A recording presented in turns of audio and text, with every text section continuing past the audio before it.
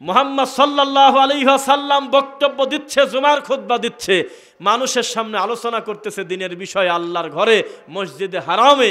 তার সামনে যারা বসে আছে আরবিতে তাদের নাম কি বলেন তো দেখি, ডানে বাম থেকে। আল্লাহর রাসূলের সামনে যারা ওয়াজ শোনে বসে বসে তাদের নাম আরবিতে কি বলা হয়? সাহাবী। কি আমাদের ভিতরে আজকাল ভয় কাজ করে, কি বা বলি ঠিক বা না বেঠিক হয়, এই ভয়তে একটা লোককে জিজ্ঞাসা করলো যে তোমার নবীকে, তুমি কোন নবীর উম্মত? ও মনে করছে কার নাম নেমনে ভেজাল হবেনি, ও আল্লাহর নাম নেছে। দেখছেন নাকি? এটা হাসলাম, তবে খুবই লজ্জা। মুখ ভর্তি দাঁড়িয়ে একটা মানুষ, তাকে জিজ্ঞাসা করতেছে, উনি তো বলল উনি নাকি আল্লাহর উম্মত, আপনি কি বলেন, আপনি কার উম্মত, আপনার নবীর নামটা কি? মুখ ভর্তি দাড়িওয়ালা লোক বলতেছে ওনারটা ভুল, আমি যেটা জানি সেটা ঠিক। কি বলতেছে? আমাদের নবীর নাম হলো মুহাম্মদ আলী, আমাদের নবীর নাম মুহাম্মদ আলী। এই হলো অবস্থা। আমরা জানা জিনিসও বলতে ভয় পাই, না জানি ভুলই কি হয়। অন্য জাগতিক দুনিয়াবি সকল বিষয়ে আমাদের কনফার্মেশন আছে। একটা বিষয়ে, ছোটোখাটো বিষয়ে কসম করে, বাচ্চার মাথায় হাত দিয়ে কসম করে, সামান্য বিষয়ে মাথার পর হাত দিয়ে বলে তোমার মাথার কসম, আগামীকালকে আসরের সময় টাকা দিয়ে দেবো নে। যেই আসে আল্লাহর দিনের ব্যাপারে কথা, তখন বলে আমি তো আর হুজুর না, আমি তো আর মৌলানা না, আমি কি আর অত কিছু জানি? অথচ দুনিয়ার সকল বিষয়ে লোকটা একদম দৃঢ় প্রতিজ্ঞবান, একদম যে কোনো বিষয়ে এত শক্ত কথা বলে, আল্লাহর দিনের ব্যাপারে আসলে একবারে শুয়ে পড়ে, আর কথা নেই। এটা লজ্জা, এটা কষ্ট। তো মুহাম্মদ সাল্লাল্লাহু আলাইহি ওয়াসাল্লামের সামনে যারা বক্তব্য শোনে, খুতবা শোনে, আলোচনা শোনে, ওয়াজ শোনে, তাদের নাম আরবিতে কি বলে? সাহাবী। এই সাহাবীদের ভিতর থেকে গলার আওয়াজটা একটু উঁচু শোনা গিয়েছে। কি শোনা গিয়েছে? তো গলার আওয়াজ উঁচু শব্দের অর্থ কি? গালাগালি করা, অপমান করা। রাসূলের সামনে যারা বসে আছে একেবারে দিন ধর্ম কিছুই জানে না, এমন সাহাবীও কোনোদিন নবীকে অপমান করবে না, আমরা তা জানি। কোনোদিন কোনো রাসূলকে কোনো সাহাবী অপমান করবে না, আমরা তা জানি। রাসূল বক্তব্য দিচ্ছে, তার সামনে যারা বসে আছে তাদের গলার আওয়াজটা আমার মুহাম্মাদের গলার আওয়াজের চাইতে উঁচু শোনা গেল কেন? এইটুকুন জিনিস আল্লাহ সহ্য হলো না। কোরআন মাজিদের আয়াত নাজিল হয়ে গেল, ইয়া আইয়ুহাল্লাযীনা আমানু, হে স্বীকৃতি প্রদানকারী, হে বিশ্বাসী, হে ঈমানের উপরে দাবিদার, লা তারফাউ আসওয়াতাকুম ফাওকা সাউতিন নবী, খবরদার, ফারদার, যদি আমার মুহাম্মাদের গলার আওয়াজের চাইতে তোমাদের গলার আওয়াজ জোরে শোনা যায়, আন তাহবাতা আমালুকুম ওয়া আনতুম লা তাশউরুন, তোমাদের অনুমতি নেব নাকি আবার ঠিকই পাবে না, তোমাদের অতীতের জীবনের সব ভালো কর্ম নষ্ট করে দেব আমি, বরবাদ করে দেব আমি। এটাকে যেমন তেমন ভালোবাসলে এই কথা বলা যায়? বলেন একবার। আতিউল্লাহ ওয়া আতিউর রাসূল, আমি আল্লাহকে কেউ পেতে চায় তার দলিল হলো মুহাম্মাদের অনুসরণ করা। সুবহানাল্লাহ। এই রাসূলকে বলতেছে লাইন আশরাকতা লা ইয়াহবাতান্না আমালুক, আপনি মুহাম্মাদও যদি শিরক করেন আপনার আমল আমি বাতিল করে দেব।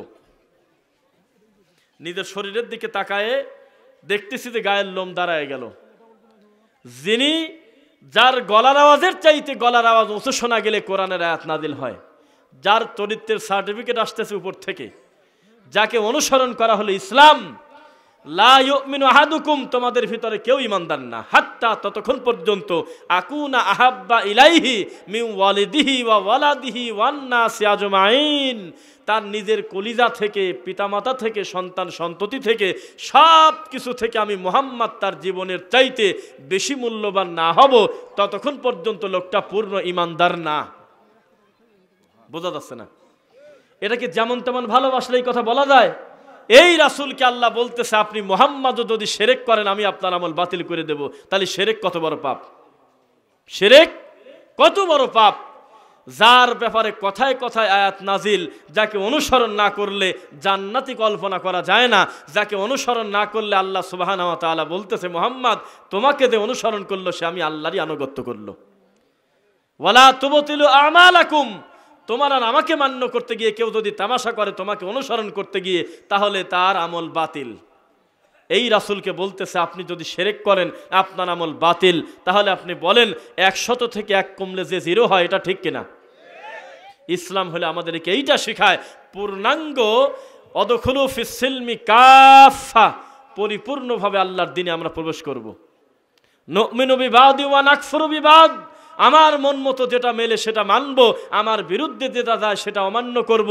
এটা কি ইসলাম না শয়তানি? বলেন, ইসলাম না শয়তানি? আল্লাহ আপনাকে সার্টিফিকেট দিচ্ছে, ওয়ায়াত্তাখিযুনা বা'দা যালিকা সাবিলা উলাইকা হুমুল কাফিরুনা হাক্কা। সত্য আর মিথ্যার মিশ্রণ করে এটা চলে এটা চলে না, অথচ চলার কথা ছিল যেটা সেটা বলতেছে চলে না। তোমরা জেনে রাখো এই কথা নিশ্চিত, খালি হিন্দু কাফের না, তুমিও টাটকা কাফের।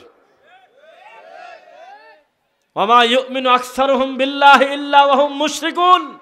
আল্লাহ বলতেছে তুমি কালেমা পড়ো না, এই কথা আমি বলি নাই কোনোদিন। তুমি কালেমা পড়ছো, তুমি লা ইলাহা ইল্লাল্লাহ পড়ছো, আমি স্বীকার করলাম। তুমি আশহাদু আল্লা ইলাহা ইল্লাল্লাহ পড়ছো, আমি স্বীকার করলাম। তুমি সালাত আদায় করো, আমি অস্বীকার করতেছি না। ইল্লা ওয়া হুম মুশরিকুন, তারপরেও তোমরা অধিকাংশ মুশরিক, তারপরেও মুশরিক। কেন? ওই যে আমি আল্লাহর কাছে কোনো কিছু চাইতে তুমি যাবার হাত ঘোরাতে যাও, তুমি যাবার বাবার হাত ঘোরাতে যাও, তুমি যাবার ব্যক্তির সহযোগিতা নিয়ে তোমার আল্লাহকে ডাকতে যাও, সরাসরি তোমার দিলের কথাটা আমি আল্লাহকে বলো না। এই জন্য তোমার উপরে আমার এত রাগ, তুমি হলো মুশরিক। কিসের তোমার ইমান? তোমার ইমানের 4 পয়সার দাম নাই। কেন? তুমি আমি আল্লাহকে যথাযথ মান দিলে না কেন? আমার যথাযথ মান হলো বানি ইসরাইলের ওই গুন্ডার মতো। ওই গুন্ডা যেমন সম্মান দিয়েছে, আমি আল্লাহকে ওই দিকে তাকায় দেখো আমি আল্লাহ কত বড়ত্ব। সুবহানাল্লাহ, সুবহানাল্লাহ। ওই গুন্ডা যেভাবে মনে করেছে আমি 100টা হত্যাকারী, এ কথা ঠিক, তবে আমাকে যদি কেউ ক্ষমা করতে পারে সে আছে সপ্তম আসমানের উপরে। কোনো পীর লাগে নাই, কোনো ঠাকুর লাগে নাই, কোনো বাবা লাগে নাই যে 100টা হত্যা করছি, সরাসরি তো ক্ষমা পাওয়া যায় না। যদিও মাঝখানে একটা ঠাকুর বসার কথা, কিন্তু সেটা ডেঙায় গেছে, আলহামদুলিল্লাহ পড়েন। 99টা হত্যা করার পর তার ভিতরটা ছিঁড়ে যাচ্ছে, তার বিবেক আর ঘুমাতে দেয় না। এখনো পর্যন্ত এই মঞ্চে বহু মানুষ আছে যিনি 30 বছর আগে যে পাপ করছে, এই পাপটা এখনো তাকে বিবেক খোঁচায়, বালিশে ঘুমাতে দেয় না। কথা বলেন না? 10 বছর আগে মায়ের গায়ে আঘাত করেছিল, মা কবরে চলে গেছে, আজ 10 বছর প্রাণ ভরে ঘুমাতে পারে না, খালি ওই দিনের কথা মনে পড়ে। 40 বছর আগে বিনা অপরাধে একটা মানুষের মুখে থাপ্পড় দিয়েছিলেন, আজও পর্যন্ত এই পাপটা আপনাকে কোসায় কোসায় খায়। এখনো পর্যন্ত আপনার বিবেক আপনাকে তাড়া করে বেড়ায়। তো 99টা মার্ডার কেসের আসামি যে, তার কি রকম খারাপ লাগার কথা বলেন তো একবার, কম না বেশি? সেই 99টা মার্ডার কেসের আসামি উনি গিয়েছে একটা বুজুর্গর কাছে। কার কাছে?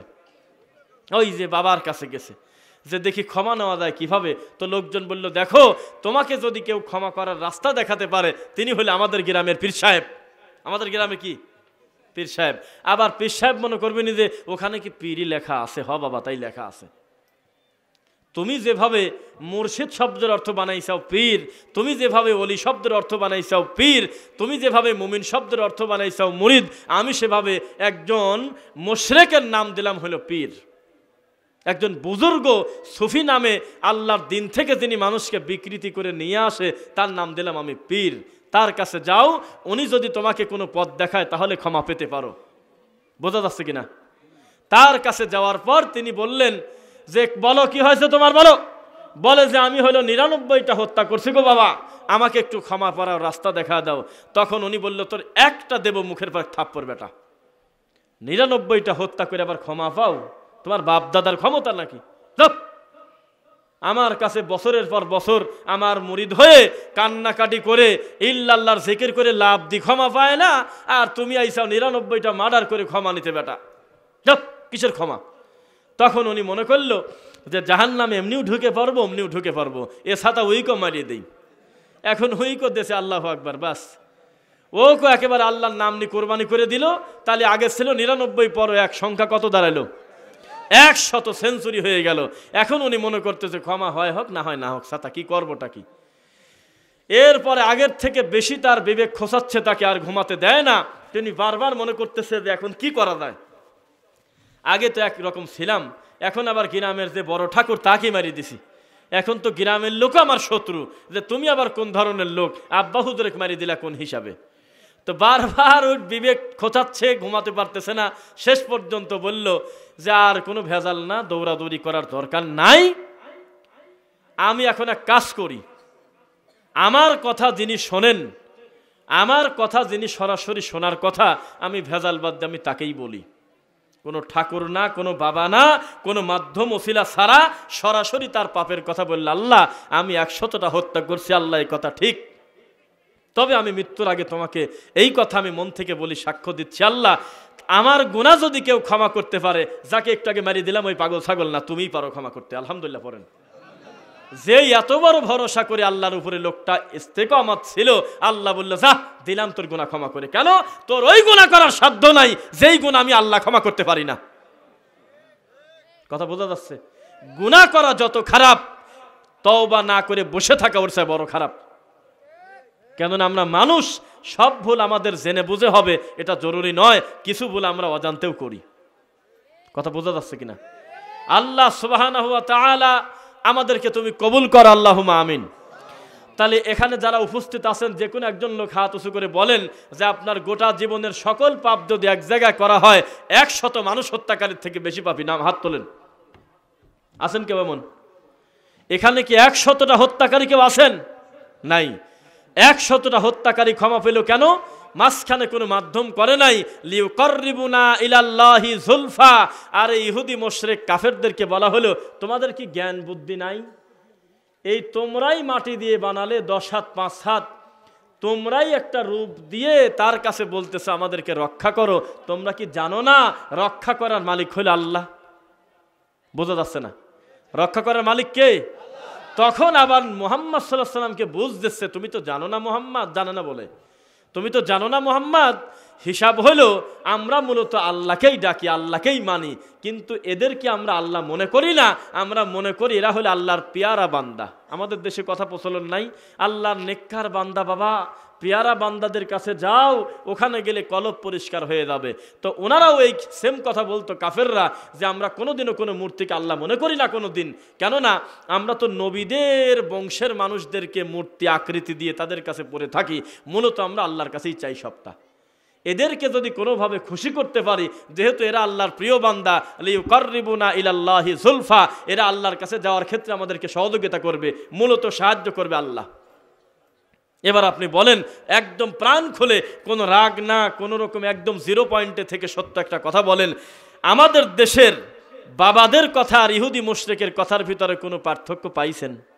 ওরাও তো সেম কথা বলছিল যে আমাদের মতো গুনাহগার আমার কথা কি আল্লাহ শোনে?